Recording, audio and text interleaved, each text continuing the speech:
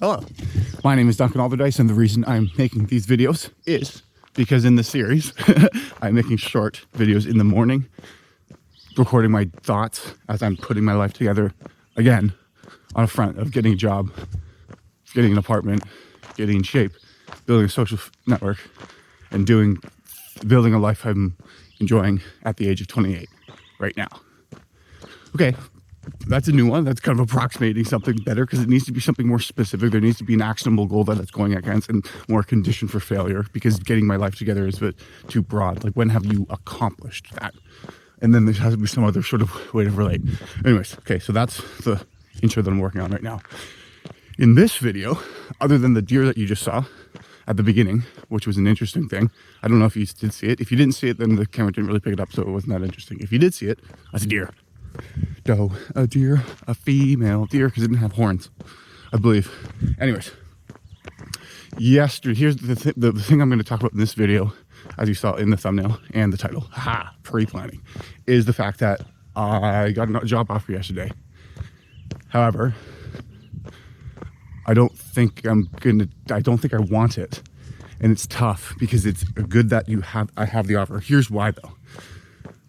The biggest thing is it's an SDR position, but the base pay is only at, is that a person outside their car or they're getting into their car? So I think they're going to go away by the time that the base pay is too low. I'm not doing it for the base pay. Like the OTE, maybe I should get specifics on it. The base pay is 40,000 pre-tax. OTE is another 40,000, so then that would be 80,000. Now, the company's a good company that's big enough that there's room to grow within.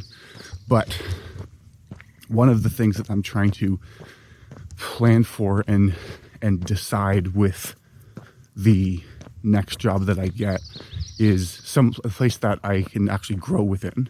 Number one, that I believe in the product that I'm representing. Number two, but as well that has a component of work-life balance, as that I've said before. And they seem to have a component of work-life balance, but I know myself that if I'm only making 40K, like that's after tax about 2,400 a month, which like that means the apartment that I'm going to get, the new one, is if I was just working with my current apartment, I could, like, the amount that I eat wouldn't be able to afford groceries. And so that means then I would need to, not as a bonus, but need to get and book the meetings in order to bring my lifestyle to a level that I can. So there's a car coming, so I'm gonna pause. Now, that is not to say, okay, so that's what that is. And because it's going to, that I am going to have to book meetings in order to bring the lifestyle of something that I actually can live, like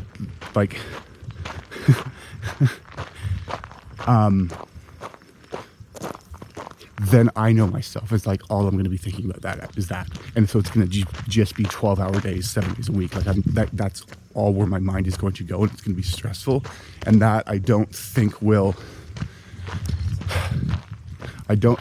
that will just lead me down a path that puts me into a rut where I socially isolate myself and deal with the stress in non-effective ways, aka drinking, spending money that I don't have, and then spiraling in the same way that put me into the position that I am right here again. So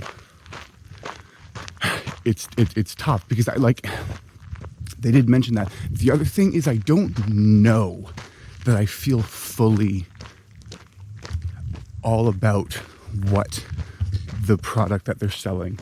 And okay, can't think I can talk about it in the abstract. Like it's some sort of point of sale thing. So this is a competitive market where you're kind of displacing someone who's actually there already, which I don't know how I feel about as much. Like, I think it more is just, I don't know from the research that I've done in the company, from the role play exercise that I did, that I know and I'm confident in the key points of differentiation. And I'm sure there are points of differentiation. I think the more important part, though, is do I believe them? And that's a different question. And I don't know that the answer is an astounding yes at this point. And perhaps if the pay was different, I would change the way I thought about that. But I don't know that that's necessarily the case. And there's a lot of other good things about the company, but those are the things that are sticking out in mind. And the other thing is, like, although this process has been more difficult than it was last time and depressing in terms of everything, like, you never can get a read on anything, whether it's good or bad. Like the one people who, like, the first 2 calls were like, excellent, you're amazing. And then I just get a general email saying no. Funny enough, that person, the recruiter, actually replied to my email about a week and a half later, like yesterday. Like they were on vacation or sick or something. So couldn't get back to me when the default one went out. But that they decided that they are not eliminating the position altogether and then approaching it from a different angle. So there was some sort of internal thing. So at least there was the explanation that I got to have that resolution. But then also, like, why are you posting? But whatever, it doesn't matter. That's besides the point. Oh, my mouth is dry. But so this time around, I know that the job that I'm going to get, I want to be staying and plan to be staying at for at least 3 years, like with that realistic thing. Well, I get other things in my life together, and what I don't want is just to take an opportunity because they said yes, they want me.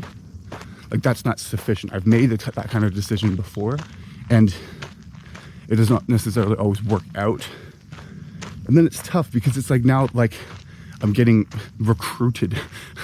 Like the people who interview, like, message me on LinkedIn going like, hey, I want to, like, have a talk, see where your head's at. And so it's like, okay, well, like, everything up until this point has been me trying to sell them on why I'm cool and why I should be on the team. And then now it's like, well, they've made the offer letter. Like, I have that in writing and can digitally sign it. But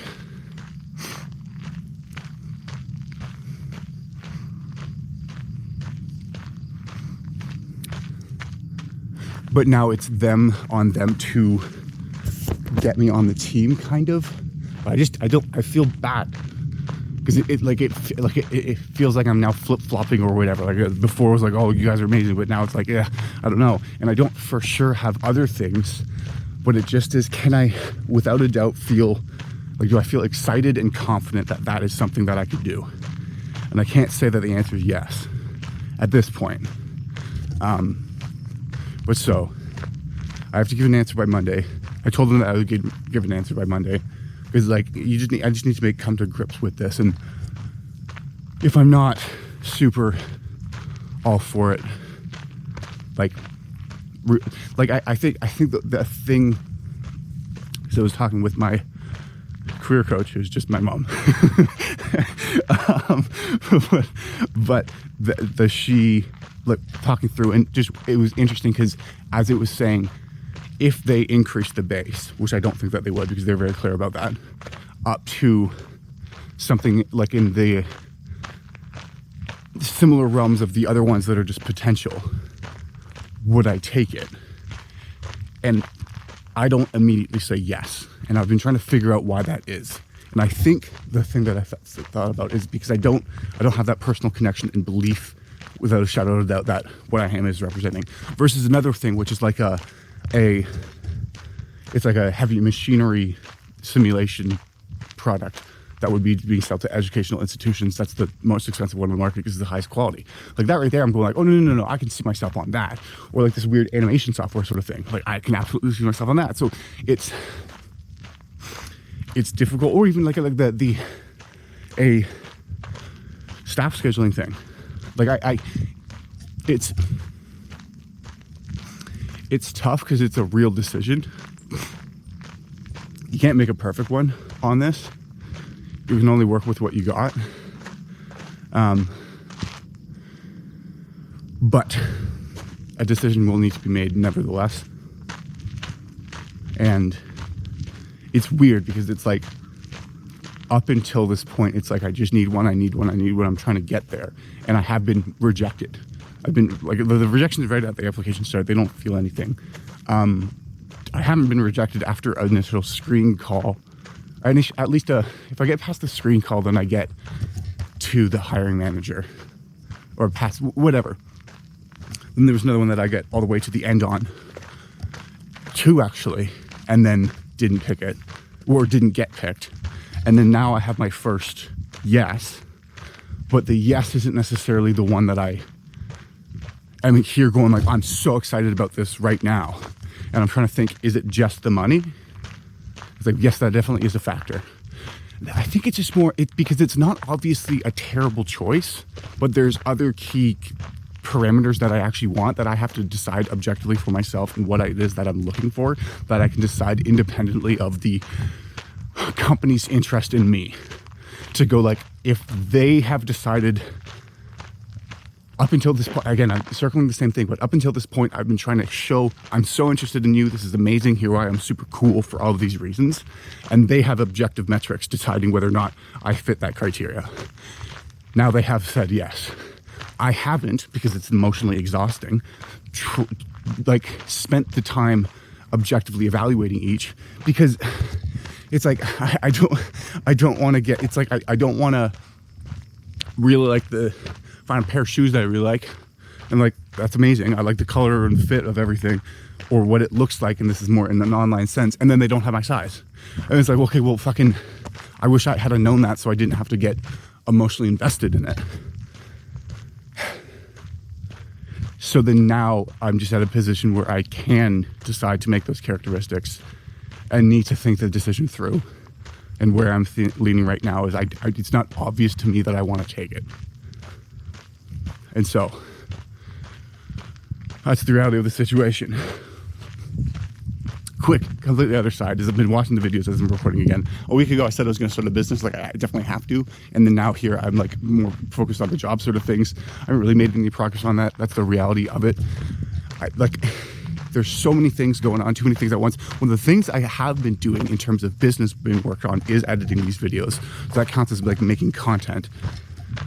It isn't developing a thing that you can then sell to someone, but maybe, I don't know what it is that I'm actually building, but it just is, I don't know. I think that's the point of the series as well, is to show the journey and the ups and downs and the incredible enthusiasm you may have for a million different ideas and lack of follow through that you then demonstrate.